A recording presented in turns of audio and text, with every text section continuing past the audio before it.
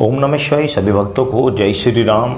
आज का विषय है कि शिवलिंग की उत्पत्ति कैसे हुई थी, शिवलिंग कैसे प्रकट हुआ था, इस पृथ्वी पर शिवलिंग का कैसे प्रादुर्भाव हुआ था, शिवलिंग की पूजा किस प्रकार प्रारंभ हुई। तो इस विषय में मैं आज आपको बताऊंगा, क्योंकि मैंने YouTube पर अनेकों ऐसी वीडियो देखी जो कि शिवलिंग के विषय में गलत धारणा या गलत विषय पर चर्चा हो रही थी।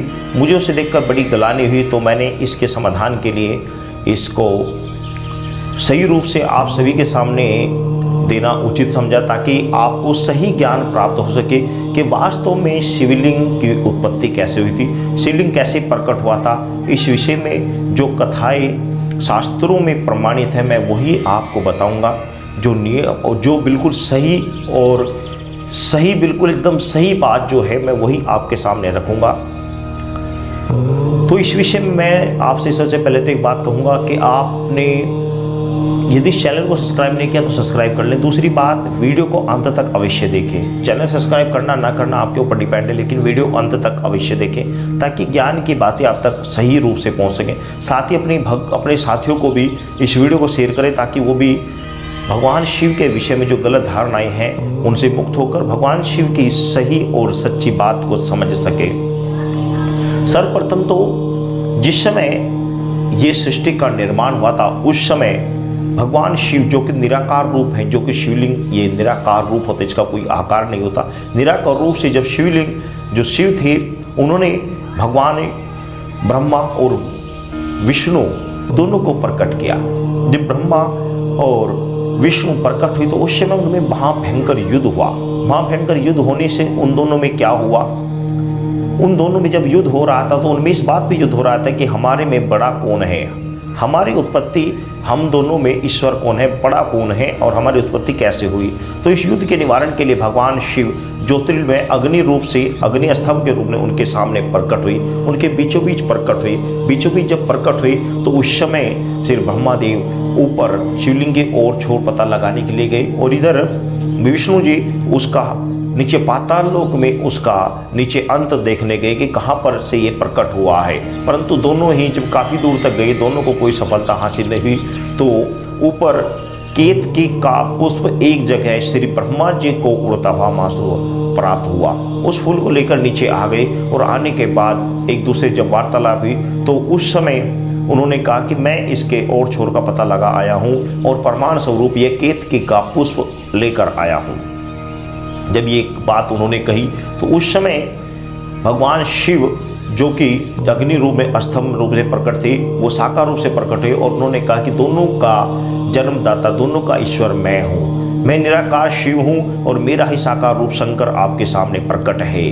मैं निराकार शिव ही अब साकार रूप से शंकर आपके सामने प्रकट हूँ और ये जो केतकी का पुष्प लाए हैं ये मिथ्या, ये पूर्ण सत्य नहीं है, ये अधूरा सत्य है, ये झूठ बोल रहे हैं। तो ये केतकी का पुष्प जो कि इसका प्रमाण स्वरूप झूठ साबित हुआ, तो मैं आज से इस बात को कहता हूँ कि मेरी पूजा में कभी भी केतकी का पुष्प कभी भी सम्मिलित नहीं होगा। केतकी का पुष्प मेरी पूजा में कभी भी नहीं लगाया जाएगा।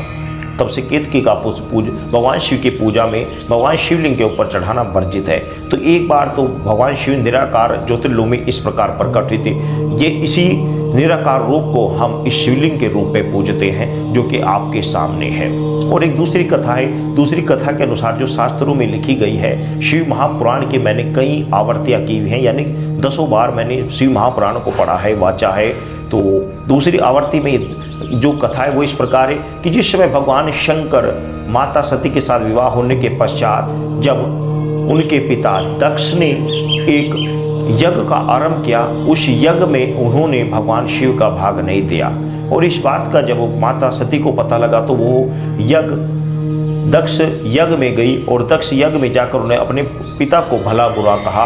और जब दक्ष ने भगवान शिव की निंदा की तो माता पार्वती ने क्रोधित होकर उसी यज्ञ कुंड में अपने शरीर की आहुति दे दी, अपने शरीर का भस्मीभूत कर दिया। भगवान शिव को जो पता लगा तो उन्होंने अपने विशेष गणों को भेजकर, रुद्र को भेजकर, महारुद्र को भेजकर, भैरव को भेजकर और माता महाकाली को रूप धारण उनके साथ भेजकर तो उस समय उस यज्ञ का विध्वंस किया। साथ ही जब वहाँ पर गए तो ये कथा किसी अन्य वीडियो में बता दूंगा, बहुत लंबी कथा है। तो वहाँ से भगवान शिव ने उस यज्ञ का विध्वंस कर उन्हें दक्ष को बकरे का सिर अर्पण कर उसे जीवित कर यज्ञ को पूर्ण किया और वहाँ से सती के शरीर को अपने कंधे पर लेकर चल दिए। तब सभी देवता बड़े चिंतित हुए कि जो देवादिदेव महादेव हैं, ईश्वरों के ईश्वर हैं, वे इस समय सती वियोग में बड़े दुखी हैं और वो सती का शरीर अपने कंधर पर लिए हुए घूमे हैं। तो उस समस्या के निवारण के लिए उन्होंने श्री विष्णु जी को सामने किया और जब विष्णु जी ने अपने सुदर्शन चक्र से मर्त शरीर, सती के मर्त शरीर के टुकड़े किए, जो कि 51 सिद्ध पीठों के रूप में हमारे सामने पूरे भारतवर्ष में पूजित हैं। माता सती के 51 टुकड़े किए गए, जो कि अलग अलग क्षेत्रों में माता के रूप में पूजित हैं, पूजे जाते हैं। उसके बाद में जब भगवान शिव के शरीर पर माता सती का कोई भी अंग नहीं रहा तो वो इतने शुद्ध बुद्ध खो बैठे कि अपने वस्त्रों का भी उन्हें ध्यान नहीं रहा। वो इधर उधर भटकते रहे। तो पृथ्वी पर एक जगह देखा कि कुछ ऋषियों की पत्नियां जल भरकर लेकर आ रही थी और लेकर आने के साथ जैसे ही वो एक साथ आ रही थी तो अपने जब वो उनका जो आश्रम था, आश्रम के निकट पहुंची तो वहाँ भगवान शिव पहुंचे और उन्होंने उन स्त्रियों को एक कटिबद्ध दृष्टि से देखने लगे। देखने का तात्पर्य ये था कि वो देख रहे थे कि कहीं इनमें मेरी सती कहीं है तो नहीं। भगवान शिव विरह में व्याकुल थे और वह सती की ओर को देखना चाहते थे कि कहीं सती यहाँ पर कहीं है तो नहीं। ये भगवान शिव की एक लीला थी, ये भगवान शिव की एक लीला थी, ना कि कोई विशेष चीज। ये भगवान शिव की एक लीला थी क्योंकि वो तो ईश्वरों के ईश्वर है, उन्हें सब ज्ञान है, लेकिन वो एक लीला थी। तो उस समय जो ऋषि थे उन्होंने देखा कि यह निवस्त्र व्यक्ति कौन है, बेढंगा रूप है, शरीर भी बेढंगा बनाया हुआ है, ना शरीर पर कपड़े हैं, सारे शरीर पर भस्म विभूति और मिट्टी लगी हुई है। तो उन्होंने देखा कि हमारे स्त्रियां कामासक्त हो रही हैं, इस नग्न व्यक्ति को देखकर कामासक्त हो रही है। तो उन ऋषियों ने भगवान शिव को श्राप दिया कि तुम्हारा लिंग तत्काल कटकर पृथ्वी पर गिर जाए।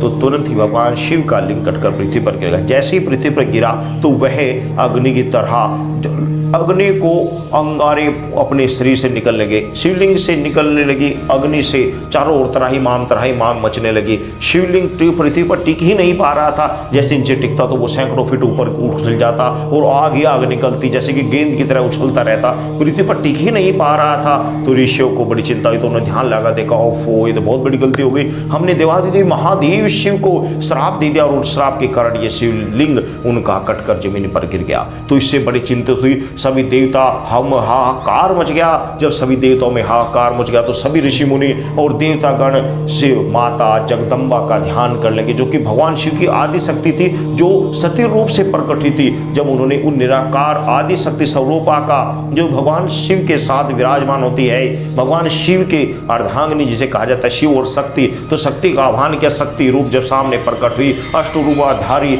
जब वह शक्ति आकाश में प्रकट हुई तो देवताओं ने उनसे विनती की कि माता आप ही इस शिवलिंग को धारण कर सकते, आप ही से रोक सकती है, अन्यथा इस संसार का विनाश होना संभव है। तो माता शक्ति ने आश्वासन दिया और आदि आशीर्वाद स्वरूप उन्होंने योनि रूप धारण किया और योनि रूप धारण कर वह पृथ्वी पर आई और योनि रूप धारण किया। उसी समय उनका शिवलिंग, भगवान शिव का शिवलिंग वहां पर आकर प्रकट हुआ और स्थापित हुआ। तो तब से ये जो वेदी आप चारों ओर देख रहे हैं, ये माता योनि के रूप में मानी जाती है।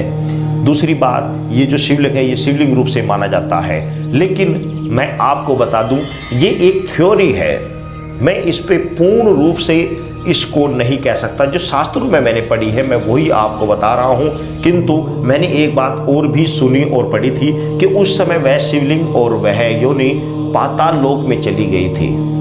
तो इसलिए आज जो हम ये थ्योरी बनाते हैं, ये सब चीज़ बनाते हैं, इसके पीछे एक दूसरा कारण ये भी होता है कि जहाँ पर जो जल चढ़ाया जाता है ये दाएं बाएं ना गिरे, ये इसी क्षेत्र में रह जाए ताकि इस पर कोई गंदा पाँव वगैरह ना लगे। तो इसलिए ये बनाई जाती है। इसलिए मैं ये भी नहीं कह सकता पूर्ण रूप से कि ये शिवलिंग यानी माता की योनि का रूप है, इसलिए इसी बात को स्पष्ट रूप से नहीं कह सकता, क्योंकि भगवान शिव का जो पहले प्रकाश होता वह अग्नि स्तंभ के रूप में हुआ था, ना कि लिंग के रूप में। तो ये एक कथा बाद में चली थी तो इसलिए हम इसको नकारते हुए एक बात सामने कहेंगे कि शिवलिंग अग्नि रूप से भगवान शिव का निराकारी रूप है।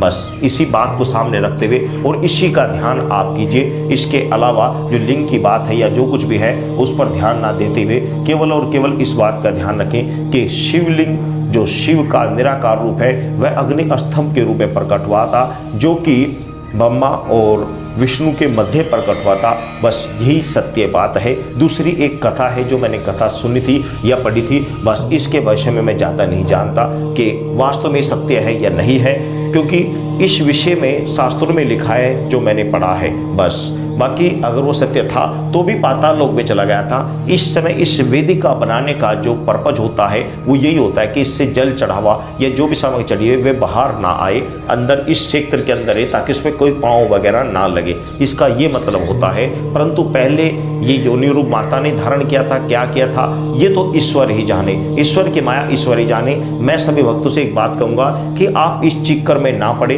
केवल और केवल निराकार स्वरूप भगवान शिव की पिंडी पर जो भी चीज चढ़ाई जाती है वह भगवान शिव को समर्पण हो जाती है। आपका कार्य इस चीज की खोज करना नहीं है, आप केवल और केवल भक्ति कीजिए। ईश्वर को पता है कि वास्तविक सत्य क्या है क्या नहीं है, इस विषय में पढ़ना व्यर्थ है। वास्तव में सच्ची बातें जो होती है, सत्य जो बात है वो ईश्वर को पता है। हम तो शास्त्रों के विधान से चलते आ रहे हैं, जो शास्त्रों में लिखा गया है उसी के आधार पर हम चलते रहे। सत्य बात सही बात ईश्वर को ही मालूम है, इसके अलावा किसी को मालूम नहीं है। सभी भक्तों को जय श्री